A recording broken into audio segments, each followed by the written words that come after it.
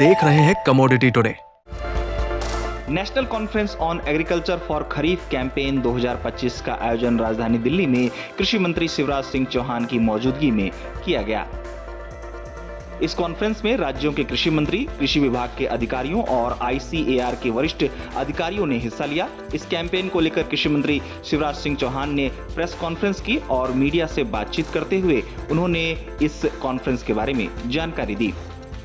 उन्होंने इस दौरान लैब टू लैंड का जिक्र करते हुए बताया कि खरीफ की फसल का उत्पादन अच्छा हो, बीज की क्वालिटी और विस्तार से खरीफ फसल पर संवाद के लिए ICAR के 4 वैज्ञानिकों की एक टीम होगी। एक विसंगति है कि लैब में हमारे साइंटिस्ट शोध करते हैं और खेत में किसान काम करता है, लेकिन लैब टू लैंड वैज्ञानिक और किसान साथ मिलकर काम करें, इसकी बड़ी आवश्यकता है।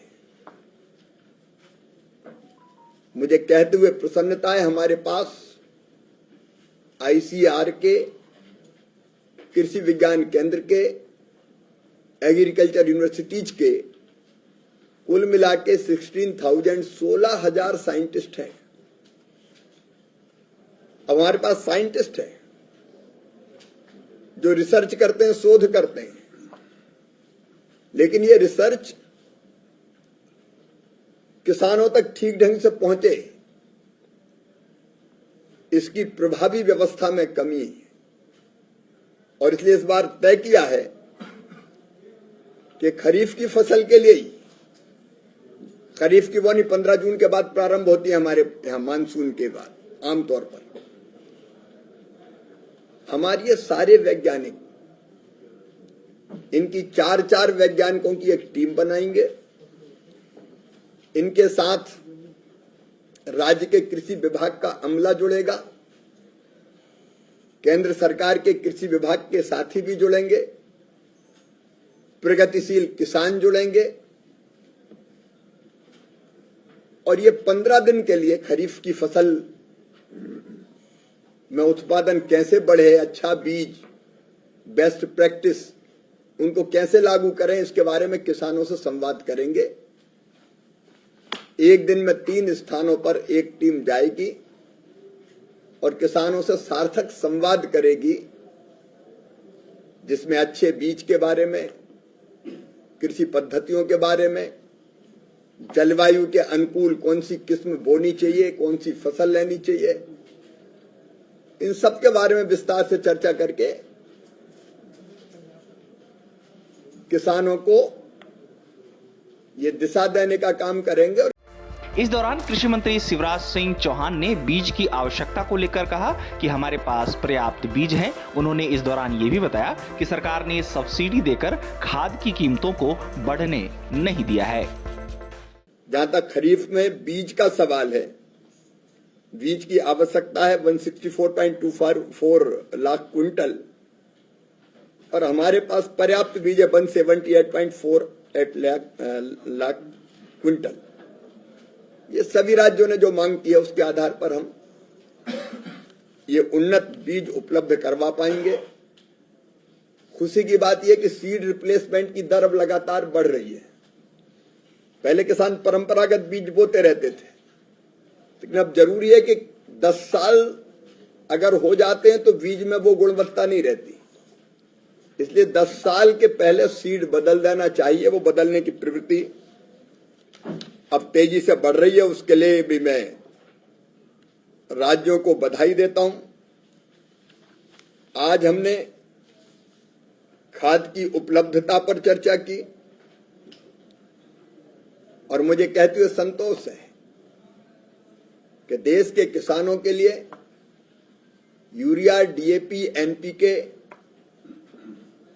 इत्यादि खादों की जितनी जरूरत है उसकी पर्याप्त व्यवस्था की गई है।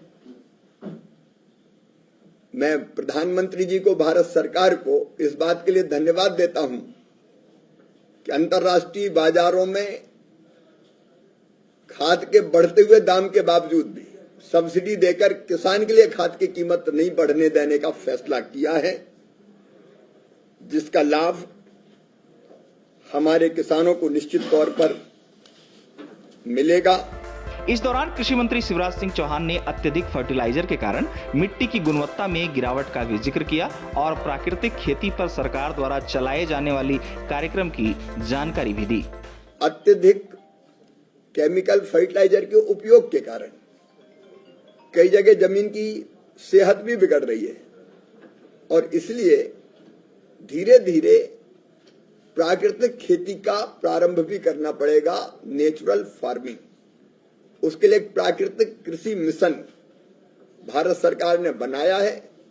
ये जबरदस्ती नहीं, कन्वेंस करके किसान के जमीन के एक टुकड़े पर अगर 5 एकड़ जमीन है तो 1 एकड़ पर करे और जो किसान तैयार हो, क्योंकि कई जगह प्राकृतिक खेती के जो प्रयोग हुए वो बहुत सफल हुए, उत्पादन घटता भी नहीं है, गुणवत्ता बढ़ती है और जमीन का स्वास्थ्य सुधरता है।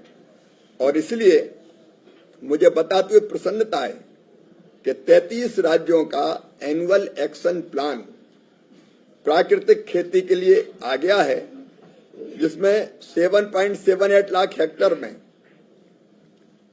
15,560 क्लस्टर बनाए जाएंगे और 10,000 BRC बायो रिसोर्सेज सेंटर, जो जीवामृत, बीजामृत, घन जीवामृत जो लगेगा उसके सेंटर बनाए जाएंगे और 16 प्राकृतिक खेती के केंद्र बनाए की पहचान की गई है और 3,100 वैज्ञानिकों को,